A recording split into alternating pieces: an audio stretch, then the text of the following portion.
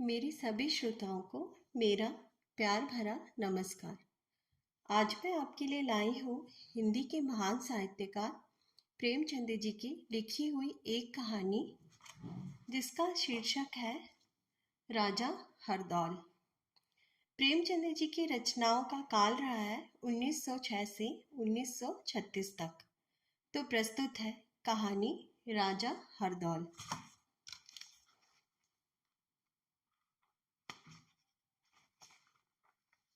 बुंदेलखंड में ओरछा पुराना राज्य है। इसके राजा बुंदेले हैं। इन बुंदेलों ने पहाड़ों की घाटियों में अपना जीवन बिताया है। एक समय ओरछी के राजा जुझार सिंह थे।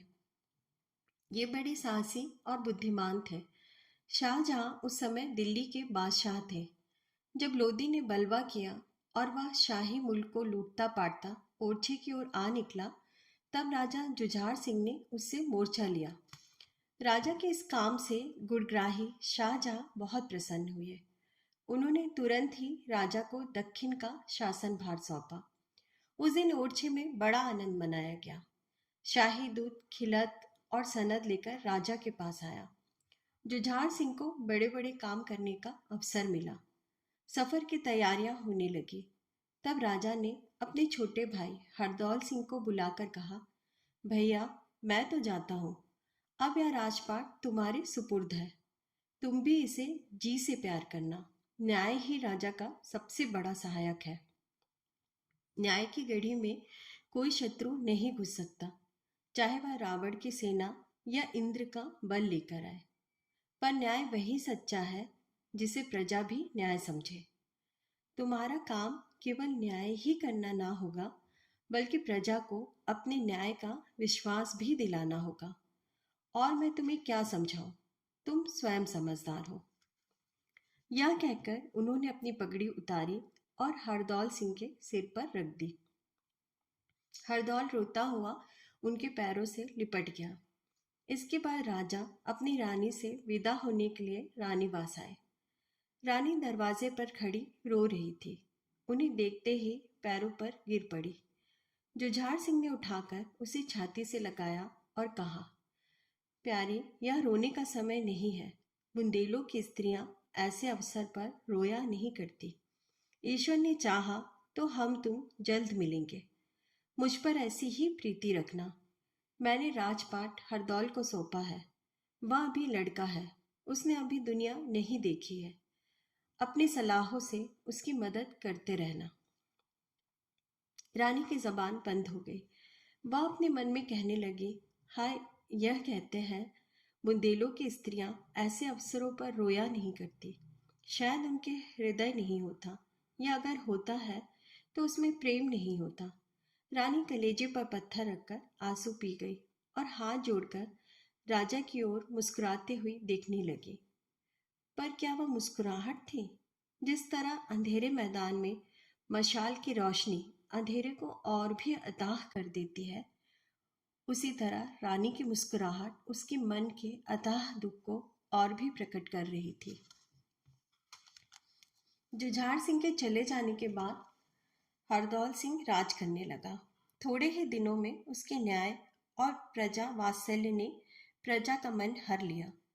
लोग जुझार सिंह को भूल गए। जुझार सिंह के शत्रु भी थे और मित्र भी। पर हरदौल सिंह का कोई शत्रु न था, सब मित्र ही थे।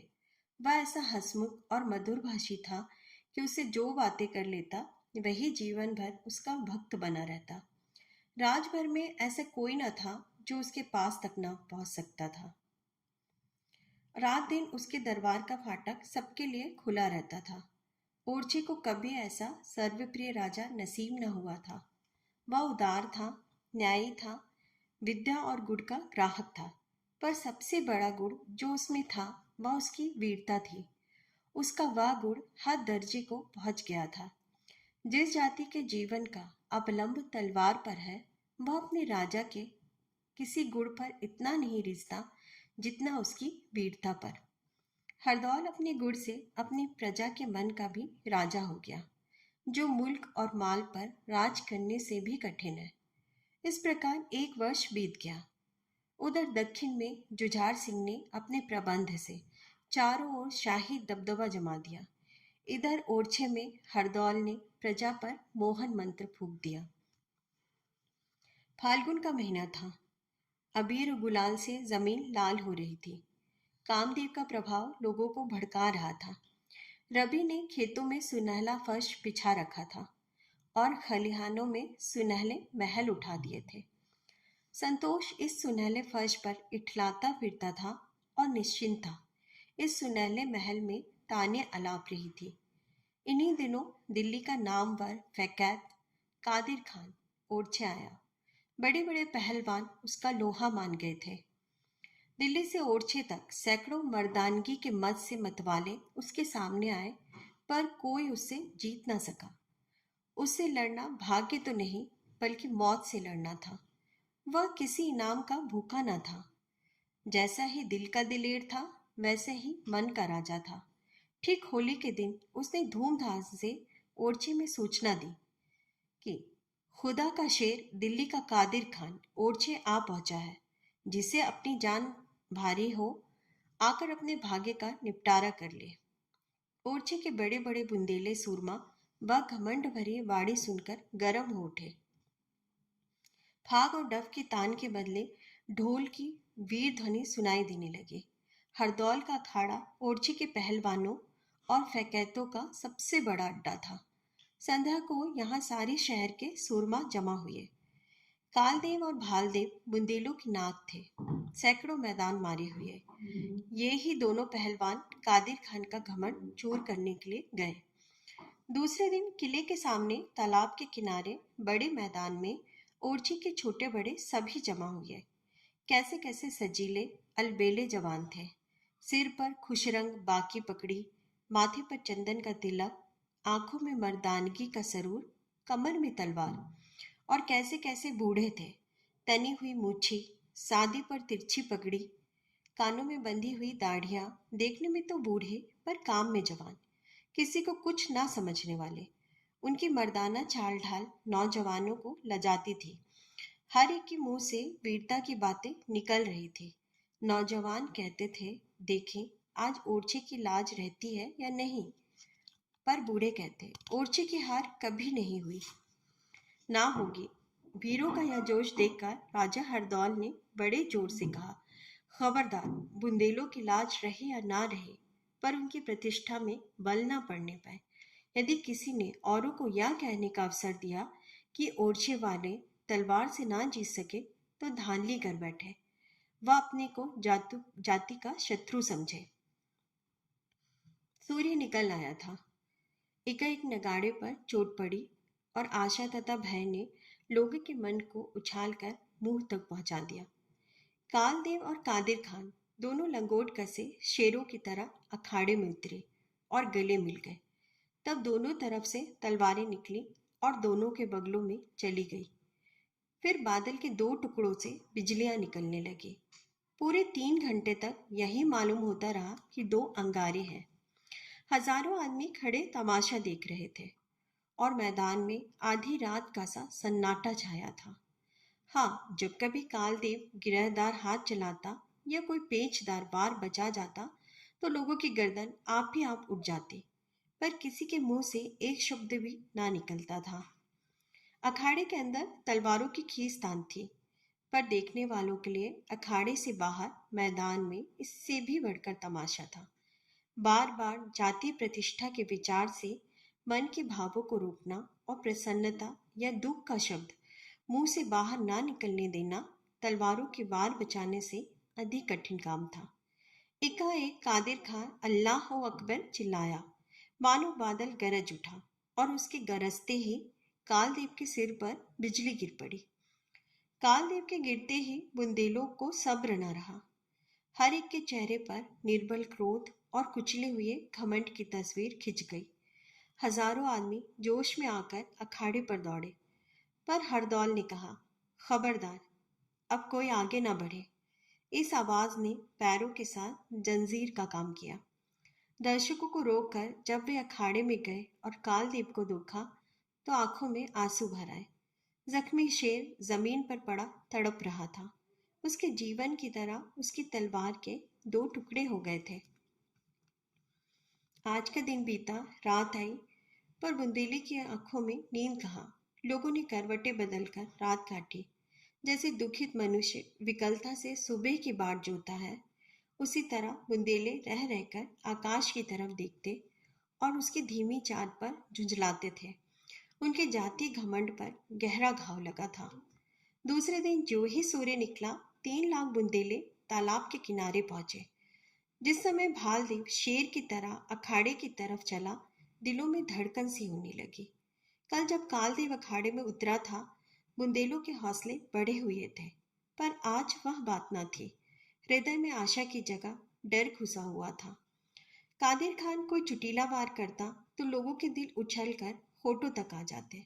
सूर्य सिर पर चढ़ा जाता था और लोगों के दिल बैठे जाते थे। इसमें कोई संदेह नहीं कि भालदेव अपने भाई से फुर्तीला और तेज था।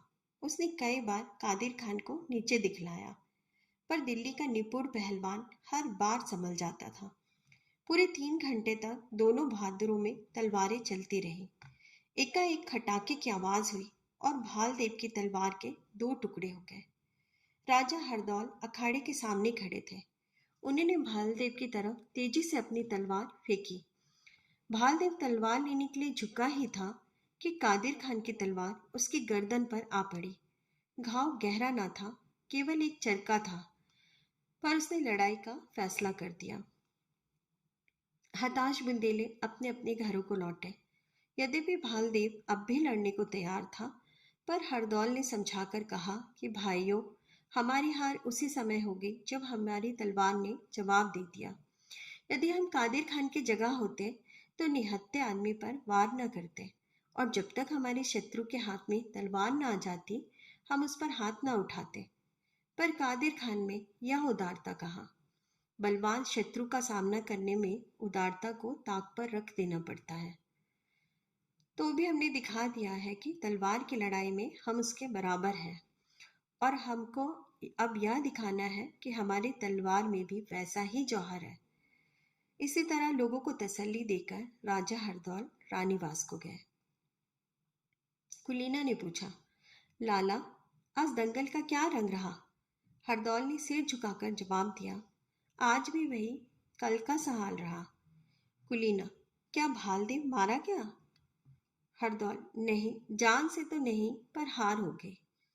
कुलीना, तो अब क्या करना होगा? हरदौल, मैं स्वयं इसे सोच में हूँ। आज तक ओरछे को कभी नीचा ना देखना पड़ा था। हमारे पास धन ना था, पर अपनी वीरता के सामने हम राज और धन को कोई चीज ना समझते थे। अब हम किस मुंह से अपनी वीरता का घमंड करेंगे? ओरछे की और बुंदेलों की लाज अब जाती है। कुलीना, क्या अब कोई आस नहीं है? हरदौल, हमारे पहलवानों में वैसा कोई नहीं है जो उससे बाजी ले जाए। भालदेव की हार ने बुंदेलों की हिम्मत तोड़ दी है। आज सारे शहर में शोक छाया हुआ है। सैकड़ों घरों में आग नहीं जली, चिराग रोशन नहीं हुआ। हमारे देश और जाति की वह चीज जिससे हमारा मान था, अब अंतिम सांस ले रही है। भालदेव हमारा उस्ताद था।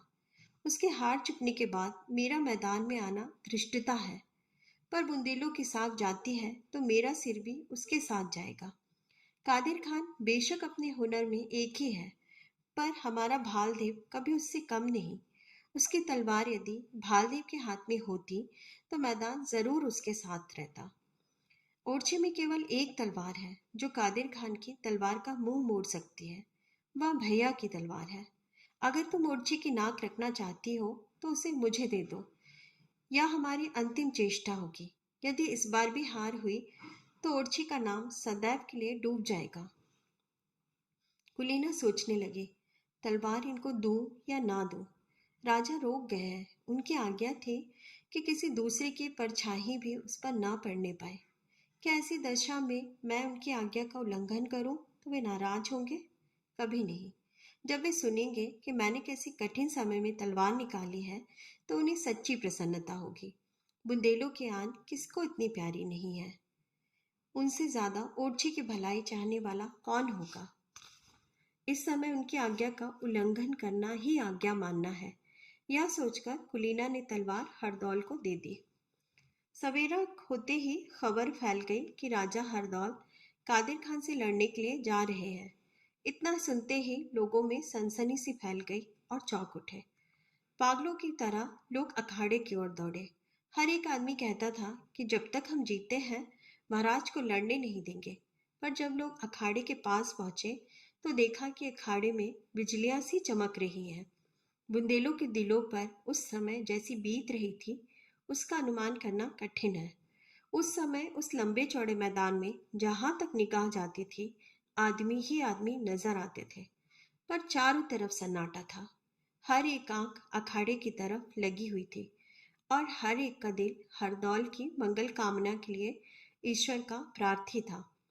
कादिर खान का एक एक वार हजारों दिलों के टुकड़े कर देता था और हरदौल की एक एक काट से मनों में आनंद की लहरें उठती थी। अखाड़ों में दो पहलवानों का सामना था और अखाड़े के बाहर आशा और निराशा का। आखिर घड़ियाल ने पहला पहर बजाया और हरदौल की तलवार बिजली बनकर कादिर के सिर पर गिरी। यह देखते ही बुंदेले मारे आनंद के उन्मत्त हो गए। किसी को किसी की सुधि ना रही। कोई किसी से गले मिलता, कोई उछलता और कोई छलांगे मारता था। हजारों आदमियों पर वीरता का नशा छा गया। तलवारें स्वयं म्यान से निकल पड़ी, भाले चमकने लगे। जीत की खुशी में सैकड़ों जानें भेंट हो गई। पर जब हरदौल अखाड़े से बाहर आए और उन्होंने बुंदेलों की ओर तेज निगाहों से देखा तो आन की आन में लोग संभल गए। तलवारें म्यान में जा छिपी। ख्याल आ गया, यह खुशी क्यों, यह उमंग क्यों और यह पागलपन किस लिए? बुंदेलों के लिए यह कोई नई बात नहीं हुई। इस विचार ने लोगों का दिल ठंडा कर दिया। हरदौल की इस वीरता ने उसे हर एक बुंदेले के दिल में मान प्रतिष्ठा की ऊंची जगह पर बिठाया, जहां न्याय और उदारता भी उसे ना पहुंचा सकती थी। वह पहले ही से सर्वप्रिय था और अब वह अपनी जाति का वीरवर और बुंदेला दिलावरी का सिरमौर बन गया। राजा जुझार सिंह ने भी दक्षिण में अपनी योग्यता का परिचय दिया। वे केवल लड़ाई में ही वीर ना थे, बल्कि राज्य शासन में भी अद्वितीय थे। उन्होंने अपने सुप्रबंध से दक्षिण प्रांतों को बलवान राज्य बना दिया और वर्ष भर के बाद बादशाह से आज्ञा लेकर वे ओरछी की तरफ चले। ओरछी की याद उन्हें सदैव बेचैन करती रही। आह ओरछा, वह दिन कब आएगा कि फिर तेरे दर्शन होंगे। राजा मंजिलें मारते चले आते थे। न भूख थी न प्यास। ओरछे वालों की मोहब्बत खींचे लिए आती थी। यहाँ तक कि ओरछे के जंगलों में आ पहुंचे। साथ के आदमी पीछे छूट गए। दोपहर का समय था। धूप तेज थी। वे घोड़े से उतरे और एक पेड़ की छाह में जा बैठे। भाग्यवश आज हरदौल भी जीत की खुशी में शिकार खेलने निकले थे। सैकड़ों बुंदेला सरदार उनके साथ थे। सब अभिमान के नशे में चूर थे। उन्होंने राजा जुझार सिंह को अकेले बैठा देखा, पर वे अब अपनी घमंड में इतने डूबे हुए थे कि इनके पास तक न आए। समझा कोई यात्री होगा। हरदौल की आंखों ने भी धोखा खाया। वे घोड़े पर सवार अकड़ते हुए जुझार सिंह के सामने आए और पूछना चाहते थे कि तुम कौन हो, कि भाई से आंखें मिल गई। पहचानते ही घोड़े से कूद पड़े और उनको प्रणाम किया। राजा ने भी उठकर हरदौल को छाती से लगा लिया, पर उस छाती में अब भाई की मोहब्बत ना थी। मोहब्बत की जगह ईर्ष्या ने घेर ली थी, और वह केवल इसलिए कि हरदौल दूर से नंगे पैर उनकी तरफ न दौड़ा। उसके सवारों ने दूर ही से उनकी अभ्यर्थना की। संध्या होते होते दोनों भाई ओरछे पहुंचे। राजा के लौटने का समाचार पाते ही नगर में प्रसन्नता की दुंदुभी बजने लगी। हर जगह आनंदोत्सव होने लगा और तुरती फुर्ती शहर जगमगा उठा। आज रानी कुलीना ने अपने हाथों भोजन बनाया। 9 बजे होंगे। लॉन्टी ने आकर कहा, महाराज भोजन तैयार है। दोनों भाई भोजन करने गए। सोने के थाल में राजा के लिए भोजन परोसा गया और चांदी के थाल में हरदौल के लिए। कुलीना ने स्वयं भोजन बनाया था, स्वयं थाल परोसे थे और स्वयं ही सामने लाई थी। पर दिनों का चक्र कहो या भाग्य के दुर्दिन, उसने भूल से सोने का थाल हरदौल के आगे रख दिया और चांदी का राजा के सामने। हरदौल ने कुछ ध्यान न दिया। वह वर्ष भर से सोने के थाल में खाते खाते उसका आदी हो गया था। पर जुझार सिंह तिलमिला गए, जबान से कुछ न बोले, पर तेवर बदल गए और मुंह लाल हो गया। रानी की तरफ घूर कर देखा और भोजन करने लगे, पर ग्रास विष मालूम होता था। दो चार ग्रास खाकर उठ आए। रानी उनके तेवर देखकर डर गई। आज कैसे प्रेम से उसने भोजन बनाया था। कितनी प्रतीक्षा के बाद यह शुभ दिन आया था। उसके उल्लास का कोई पारावार न था। पर राजा के तेवर देखकर उसके प्राण सूख गए। जब राजा उठ गए और उसने थाल को देखा तो कलेजा धक से हो गया और पैरों तलों से मिट्टी निकल गई। उसने सिर पीट लिया। ईश्वर, आज रात कुशलता पूर्वक कटे। मुझे शकुन अच्छी नहीं दिखाई देते। राजा जुझार सिंह शीश महल में लेटे।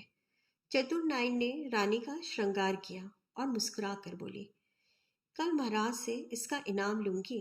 यह कहकर वह चली गई, परंतु कुलीना वहां से ना उठी। वह गहरे सोच में पड़ी हुई थी। उनके सामने कौन सा मुंह लेकर जाऊं। नाइन ने मेरा नाहक श्रृंगार कर दिया। मेरा श्रृंगार देखकर वे खुश भी होंगे। मुझसे इस समय अपराध हुआ है। मैं अपराधिनी हूँ। मेरा उनके पास इस समय बनाव श्रृंगार करके जाना उचित नहीं। नहीं, नहीं, आज मुझे उनके पास भिखारिनी के वेश में जाना चाहिए। मैं उनसे क्षमा मांगूंगी। इस समय मेरे लिए यही उचित है। यह सोचकर रानी बड़े शीशे के सामने खड़ी हो गई। वह अप्सरा सी मालूम होती थी। सुंदरता की कितनी ही तस्वीरें उसने देखी थी, पर उसे इस समय शीशे की तस्वीर सबसे ज्यादा खूबसूरत मालूम होती थी। सुंदरता और आत्मरुचि का साथ है। हल्दी बिना रंग के नहीं रह सकती। थोड़ी देर के लिए कुलीना सुंदरता के मद से फूल उठी। वह तनकर खड़ी हो गई। लोग कहते हैं कि सुंदरता में जादू है, और वह जादू जिसका कोई उतार नहीं। धर्म और कर्म, तन और मन सब सुंदरता पर न्यौछावर है। मैं सुंदर ना सही, ऐसी कुरूपा भी नहीं हूँ। क्या मेरी सुंदरता में इतनी शक्ति नहीं है कि महाराज से मेरा अपराध क्षमा करा सके?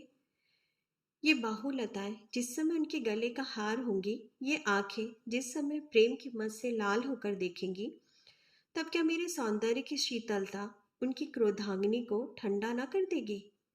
पर थोड़ी देर में रानी को ज्ञात हुआ, हाय, यह मैं क्या स्वप्न देख रही हूँ।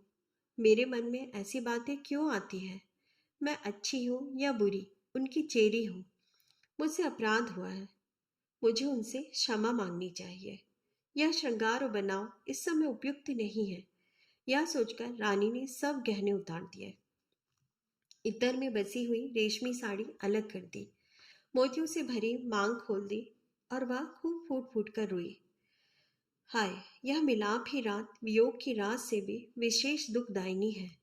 भिखारिनी का वेश बनाकर रानी शीश महल की ओर चल पड़ी। पैर आगे बढ़ते थे, पर मन पीछे हटता था। दरवाजे तक आई, पर भीतर पैर न रख सकी। दिल धड़कने लगा। ऐसा जान पड़ा मानो उसके पैर थर्रा रहे हैं। राजा जुझार सिंह बोले, कौन है? कुलीना, भीतर क्यों नहीं आ जाती? कुलीना ने जी कड़ा करके कहा, महाराज, कैसे आऊं? मैं अपनी जगह क्रोध को बैठा पाती हूँ। राजा, यह क्यों नहीं कहती कि मन दोषी है, इसलिए आंखें नहीं मिलने देती? कुलीना, निस्संदेह मुझसे अपराध हुआ है, पर एक अबला आपसे क्षमा का दान मांगती है। राजा, इसका प्रायश्चित करना होगा। कुलीना, क्यों कर? राजा, हरदौल के खून से। कुलीना सिर से पैर तक कांप गई।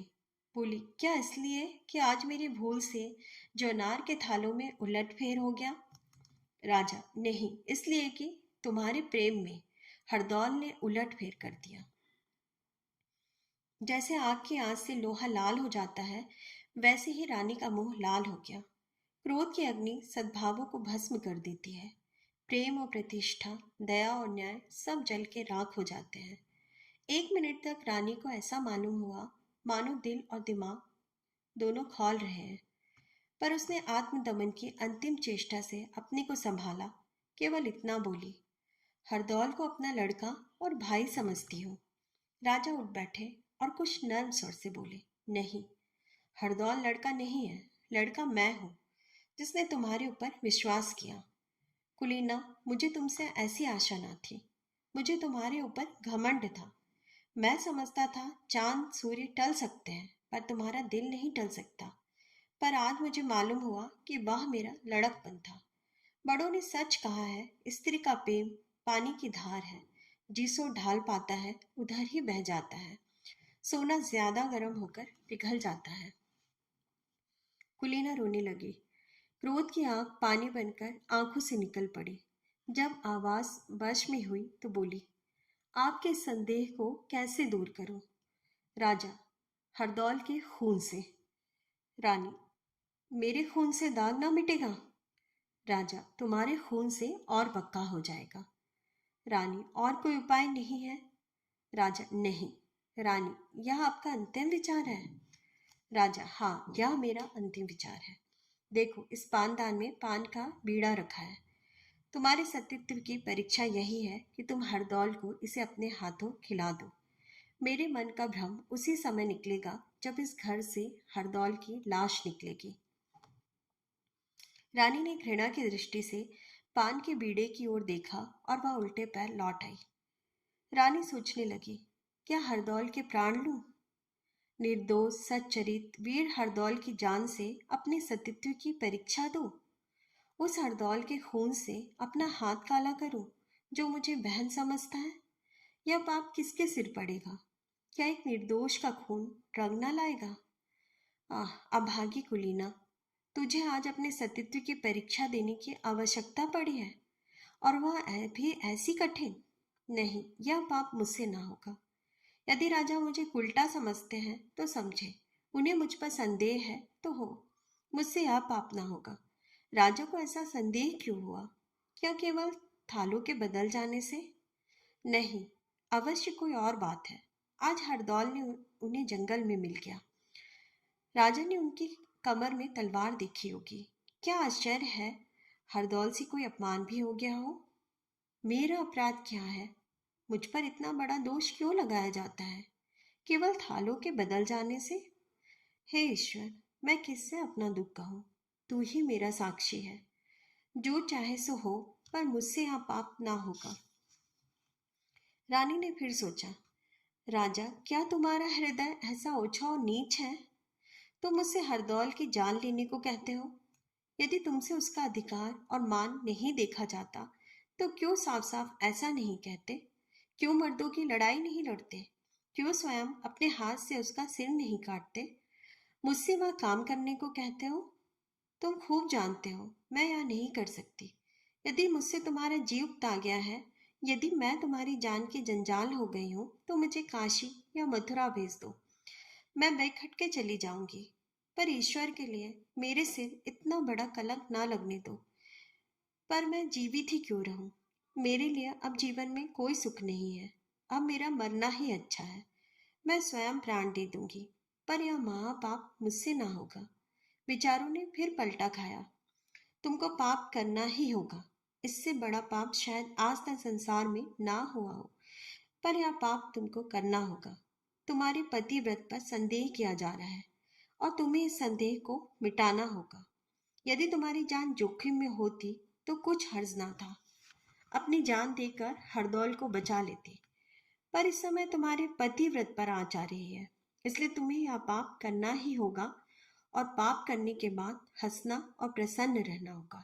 यदि तुम्हारा चित्त तनिक भी विचलित हुआ, यदि तुम्हारा मुखड़ा जरा भी मध्यम हुआ, तो इतना बड़ा पाप करने पर भी तुम संदेह मिटाने में सफल ना होगी।